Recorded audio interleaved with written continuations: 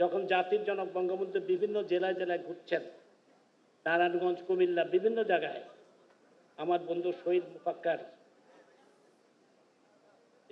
গাজীপুরের এমপি ছিলেন আফতার মোল্লার বড় ভাই শহীদ মুফাক্কার, তার সাথে একসাথে বিভিন্ন জেলায় জেলায় বঙ্গবন্ধুর মিটিংয়ে যেতাম।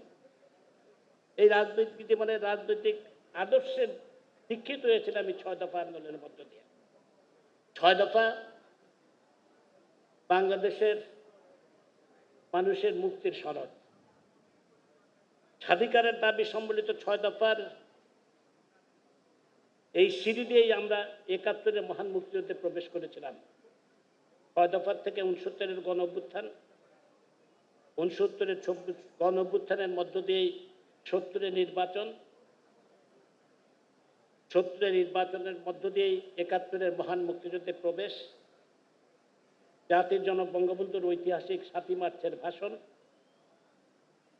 25শে মার্চের গণহত্যা এবং 26শে মার্চের প্রথম প্রহরে জাতির জনক বঙ্গবন্ধুর স্বাধীনতার ঘোষণা, 9 মাসের সশস্ত্র মুক্তিযুদ্ধ এবং বাংলাদেশের অভ্যুদয় শুরু হয়েছিল। এবং শুরু হয়েছিল 6 দফাই ছিল তার মাইল ফলক। 6 দফার মধ্য দিয়ে আমরা 1 দফায় আমরা প্রবেশ করেছিলাম। তা আমি কথা বাড়াতে চাই না, আমি একটা কথাই বলতে চাই। আজকের দিনে গতকালকে দেখলাম টেলিভিশনে ফখরুল ইসলাম আলমগীর বলছেন যে 75-এর জাতির জনক বঙ্গবন্ধুর হত্যার সাথে তারা কোনোভাবে জড়িত না। ফখরুল ইসলাম আলমগীর বললেন যে শেখ মুজিবের হত্যার সাথে, হত্যাকাণ্ডকে আমরা নিন্দা করি, 15 আগস্টের হত্যার নিন্দা করি, কিন্তু অহেতুক আমাদেরকে বঙ্গবন্ধুর শেখ মুজিবের খুনি হিসাবে আমাদেরকে চিহ্নিত করা হচ্ছে। এটা গতকালকের ফখরুল ইসলাম আলমগীরের বক্তৃতা।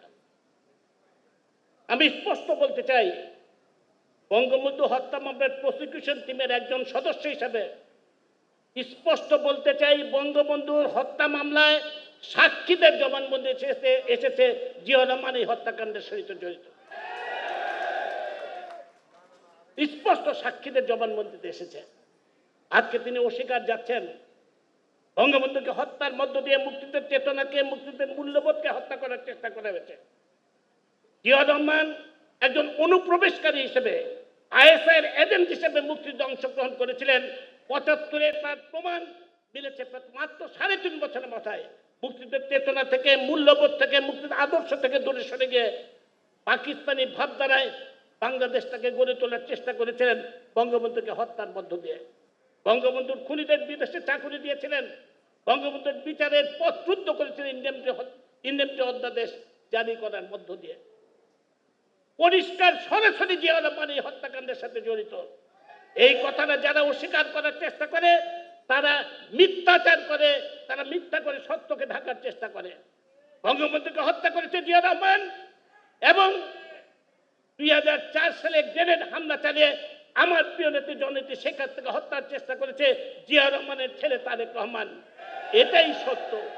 আমরা বিশ্বাস করি, আশা করি আমার প্রিয় নেত্রীর এই শাসন আমলে এই 21শে আগস্টের হত্যাকারীদের, তারেক রহমান সহ সকল হত্যাকারীদের বিচারের রায় আমরা কার্যকর করতে পারব এবং সেদিনে আমাদের আত্মা শান্তি পাবে।